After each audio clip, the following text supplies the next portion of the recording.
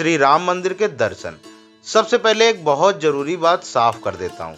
राम मंदिर में दर्शन के लिए आपको किसी भी तरह का टिकट नहीं लेना पड़ता। सामान्य दर्शन पूरी तरह निःशुल्क है और हर श्रद्धालु के लिए खुले हुए हैं।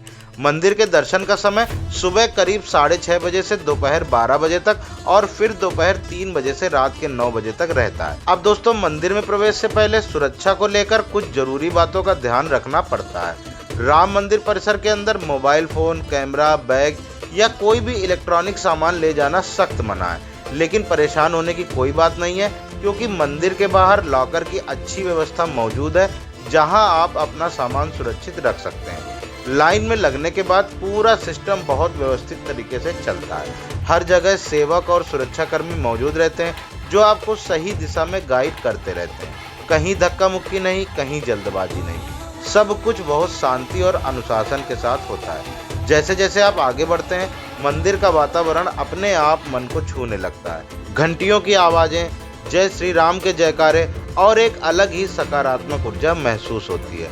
और फिर आता है वो पल जब आपको रामलला के दर्शन होते हैं। भाई, वो कुछ सेकंड शब्दों में समझाना बहुत मुश्किल है। इतनी शांति, इतना सुकून कि मन अपने आप प्रभु श्री राम के चरणों में झुक जाता है। दर्शन के दौरान ज्यादा देर रुकने का समय तो नहीं मिलता, क्योंकि रोज हजारों श्रद्धालु आते हैं, लेकिन जितना भी समय मिलता है वो दिल में बहुत देर तक रह जाता है। अब दोस्तों, बात करते हैं राम मंदिर की आरती की, क्योंकि बहुत से भक्त ये जानना चाहते हैं कि आरती में कैसे शामिल हुआ जा सकता है। राम मंदिर में सुबह, शाम और रात अलग अलग समय पर आरतियां होती हैं। हालांकि आरती में शामिल होने के लिए सीमित संख्या में ही भक्तों को अनुमति दी जाती है। आरती की बुकिंग मुख्य रूप से 2 तरीकों से होती है। पहला तरीका है राम जन्मभूमि ट्रस्ट की ऑफिशियल वेबसाइट के जरिए। यहाँ से आप आरती की फ्री ऑनलाइन बुकिंग कर सकते हैं। लेकिन एक बात ध्यान रखने वाली है, ऑनलाइन बुकिंग की जो सीटें होती हैं वो बहुत जल्दी भर जाती हैं। इसीलिए अगर आप ऑनलाइन बुकिंग करना चाहते हैं तो पहले से प्लान करना बेहतर रहता है। दूसरा तरीका यह है राम मंदिर के पास बना हुआ तीर्थयात्री सुविधा केंद्र। अगर आप ऑनलाइन बुकिंग नहीं कर पाए हैं तो आप वहां जाकर ऑफलाइन बुकिंग और पूरी जानकारी ले सकते हैं। कौन सी आरती में एंट्री मिलेगी, कितने बजे रिपोर्ट करना होगा और क्या क्या नियम है, ये सारी जानकारी आपको वहीं सुविधा केंद्र पर मिल जाती है। हालांकि मेरी अपनी सलाह यही रहेगी कि अगर संभव हो तो ऑनलाइन बुकिंग पहले से कर लें, ताकि आखिरी समय की भाग दौड़ से बचा जा सके। और अगर किसी वजह से आपको मंदिर के अंदर आरती में शामिल होने का मौका ना मिले तो भी निराश होने की कोई ज़रूरत नहीं है। शाम के समय सरयू घाट की आरती जरूर देखिए। दियों की रोशनी, मंत्रों की ध्वनि और बहती हुई सरयू, वहाँ का माहौल भी बहुत शांत और दिव्य होता है। तो दोस्तों, राम मंदिर के दर्शन सिर्फ देखने भर का अनुभव नहीं है, ये एक एहसास है जो मन में शांति, श्रद्धा और संतोष छोड़ जाता है।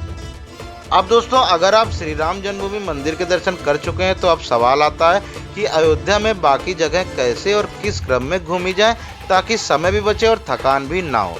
तो मैं आपको बिल्कुल प्रैक्टिकल रूट बता रहा हूँ। राम मंदिर से बाहर निकलते ही आपको आसानी से ई रिक्शा मिल जाता है। ई रिक्शा लेकर सीधे पहुँच जाइए हनुमानगढ़ी। हनुमानगढ़ी राम मंदिर से ज़्यादा दूर नहीं है और किराया भी 10 या 20 रुपये लगता है। हनुमानगढ़ी पहुंचकर सीढ़ियां चढ़कर हनुमान जी के दर्शन कीजिए। मान्यता है कि अयोध्या यात्रा की शुरुआत हनुमानगढ़ी से करना शुभ होता है। हनुमानगढ़ी के आसपास ही अयोध्या की कई मुख्य जगह हैं। हनुमानगढ़ी के दर्शन के बाद आप पैदल ही आगे बढ़ जाइए।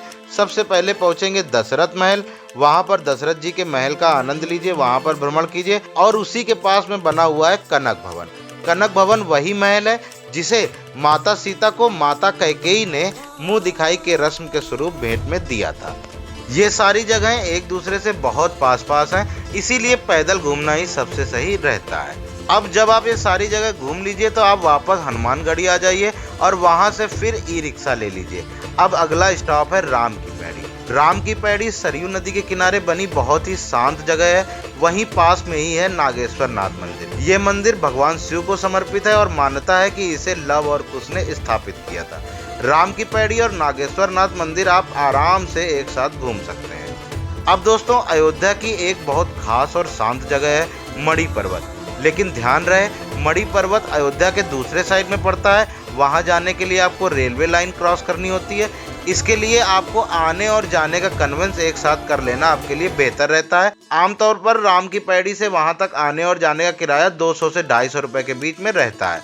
मणि पर्वत पहुंचकर ऊपर से अयोध्या का नज़ारा बहुत ही सुंदर दिखाई देता है दोस्तों। यह जगह ध्यान, शांति और थोड़ी देर बैठने के लिए बहुत बढ़िया है। दोस्तों, आप ये रूट फॉलो करते हैं तो ज़्यादा भटकना नहीं पड़ेगा, समय और पैसा दोनों बचेगा और पूरा अयोध्या दर्शन आराम से हो जाएगा।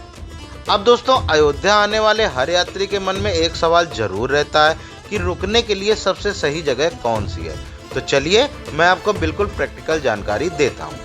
रेलवे स्टेशन से राम मंदिर के बीच रुकना सबसे बेस्ट रहता है। दोस्तों, अयोध्या रेलवे स्टेशन से श्री राम जन्मभूमि मंदिर की दूरी लगभग 1 किलोमीटर है और इसी पूरे रास्ते में आपको बहुत सारी धर्मशालाएं आसानी से देखने को मिल जाएंगी। इन धर्मशालाओं में 500 से 600 रुपये में आपको डबल बेड वाला कमरा आसानी से मिल जाता है। कमरे साफ सुथरे रहते हैं, परिवार के साथ रुकने के लिए पूरी तरह सुरक्षित रहते हैं। दोस्तों, अगर किसी वजह से आपको धर्मशाला में कमरा नहीं मिलता तो परेशान होने की बिल्कुल ज़रूरत नहीं है। राम मंदिर के आसपास अब सैकड़ों की संख्या में होम स्टे बन चुके हैं। होम स्टे में आपको लगभग 1000 से 1200 रुपये में डबल बेडरूम आराम से मिल जाएगा। होम स्टे में रुकने का सबसे बड़ा फायदा यह है कि वहाँ पे परिवार जैसा माहौल मिलता है और भोजन की सुविधा भी ज़्यादातर होम स्टे में मिल जाती है। यानी दोस्तों, ये थी हमारी अयोध्या यात्रा की पूरी और सच्ची गाइड। दर्शन से लेकर घूमने की जगह, रुकने की व्यवस्था। उम्मीद करता हूँ कि ये वीडियो आपके लिए सिर्फ देखने का नहीं बल्कि सच में काम आने वाला रहा होगा। अगर वीडियो थोड़ा सा भी आपके काम आया हो तो एक जय श्री राम के साथ वीडियो को लाइक जरूर कर दीजिए।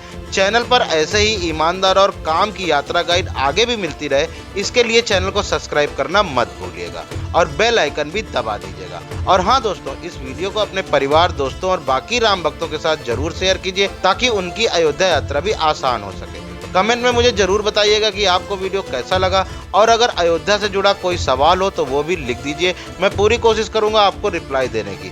तो दोस्तों, मिलते हैं अगले ब्लॉग में एक नई यात्रा और नई जानकारी के साथ। जय श्री राम।